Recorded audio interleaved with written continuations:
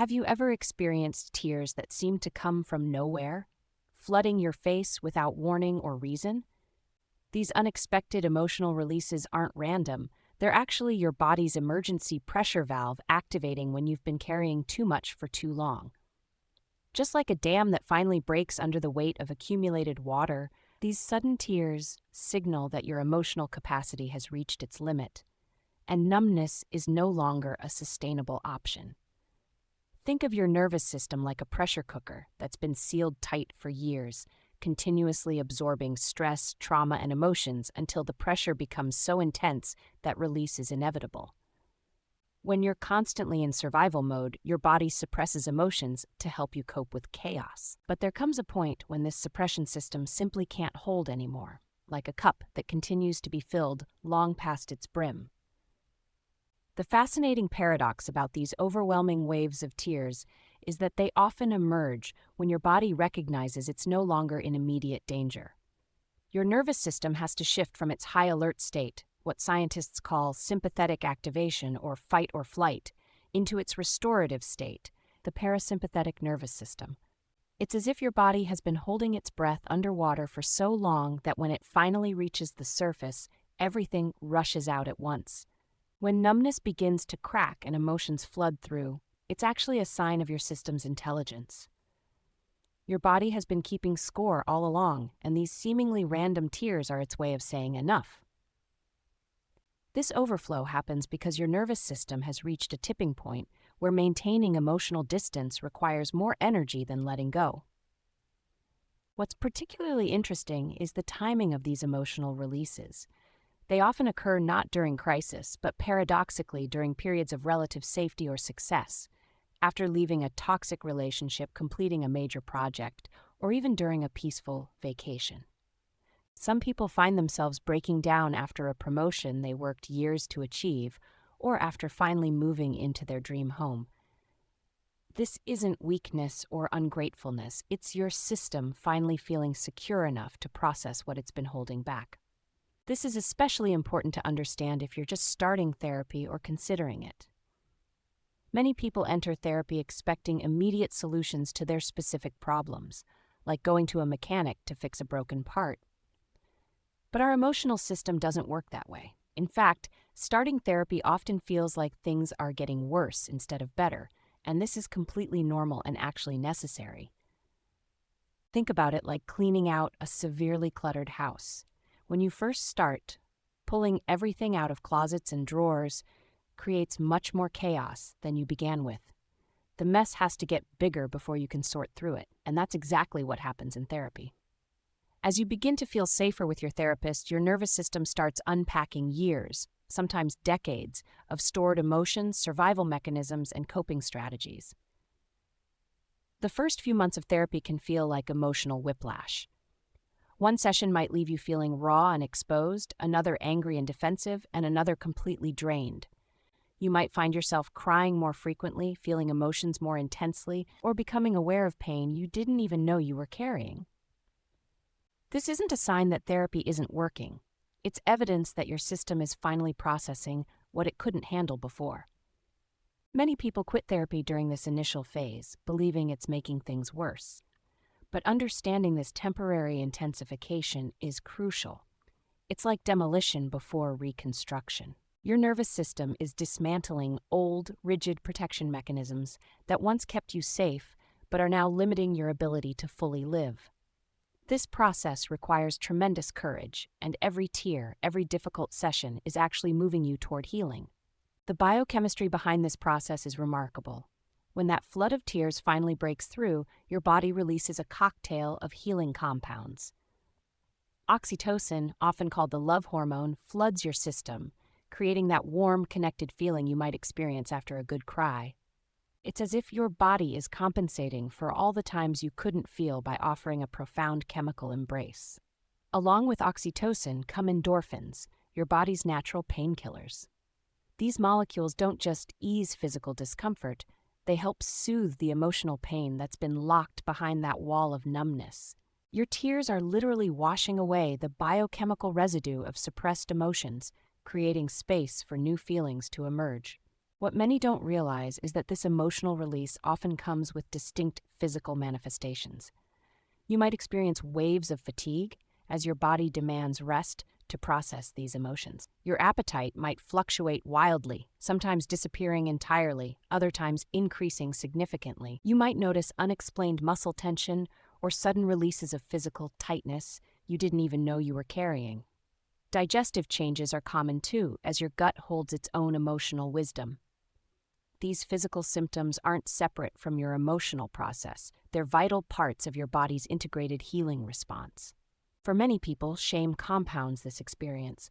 You might feel embarrassed about crying for no reason or judge yourself for not having it together. This shame often has deep cultural roots. Many of us come from backgrounds where emotional expression is seen as weakness, inappropriate, or self-indulgent. Some cultures celebrate stoicism, while others embrace emotional expression. But tears are a universal human experience, transcending cultural boundaries, even when their expression varies. When these emotions feel overwhelming, it's essential to know you can modulate their intensity. Simple grounding techniques can help you stay anchored when the waves feel too big. Try deep belly breathing, inhaling slowly while letting your stomach expand, then exhaling longer than you inhale. Feel your feet firmly planted on the ground, noticing the sensation of support beneath you. Hold something cold like an ice cube or cool water, focusing on the sensation. These aren't methods to stop the process, but rather to pace it, like having a life raft in stormy waters. The exhaustion you might feel during this period is completely normal. Breaking through numbness and processing years of stored emotions requires enormous energy. Think of it like demolishing a thick wall brick by brick. The work is necessary, but demanding.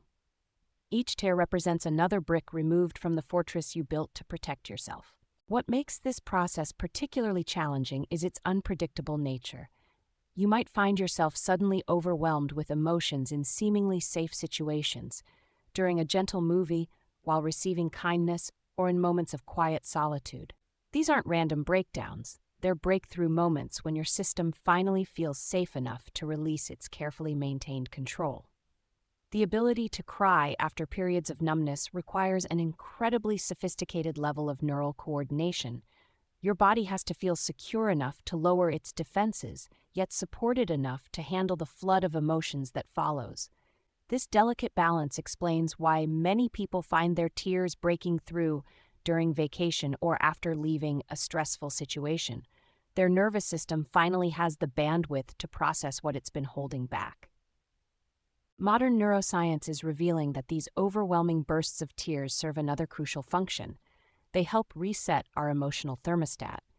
Just as a pressure cooker needs its release valve, our emotional system needs these moments of overflow to recalibrate. Each burst of tears helps regulate our capacity to feel, gradually expanding our window of tolerance, the range of emotional intensity we can handle without becoming overwhelmed or shutting down. This healing process also has a profound social dimension. When others witness our unexpected tears, it often resonates with their own suppressed emotions. This is why authentic crying can create such deep connections. It gives others permission to access their own frozen feelings. Your breakthrough from numbness can become a catalyst for others' healing. The journey from numbness to feeling isn't linear. You might experience tsunami-like waves of emotion followed by periods of relative calm or even temporary return to numbness. This rhythm is your nervous system's way of pacing itself through the healing journey, like taking breaks while unpacking a lifetime of stored emotions. As the numbness continues to thaw, you might notice other changes too, suddenly feeling music more deeply, being moved by nature, or experiencing genuine laughter for the first time in years. These are all signs that your capacity to feel is being restored. The dam that once held back your tears was also holding back your joy.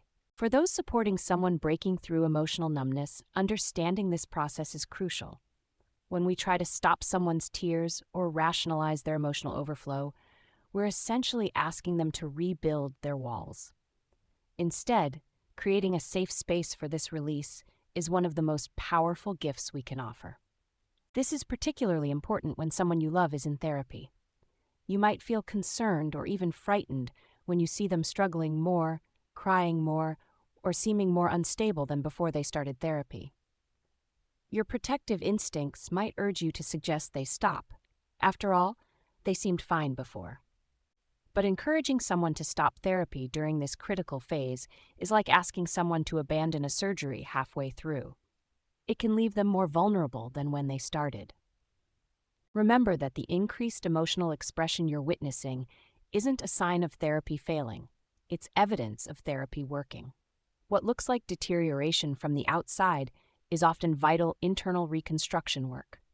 Your loved one is finally processing potentially years or decades of suppressed emotions, and this process, while messy and uncomfortable to witness, is absolutely necessary for deep, lasting healing.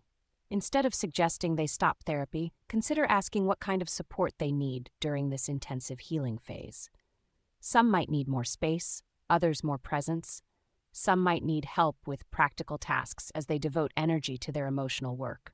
Most importantly, they need to know that you trust their process and that you're not afraid of their tears or their truth. Looking ahead, this period of emotional breakthrough often leads to a more authentic way of being. As you move from numbness into feeling, you develop a new relationship with your emotions.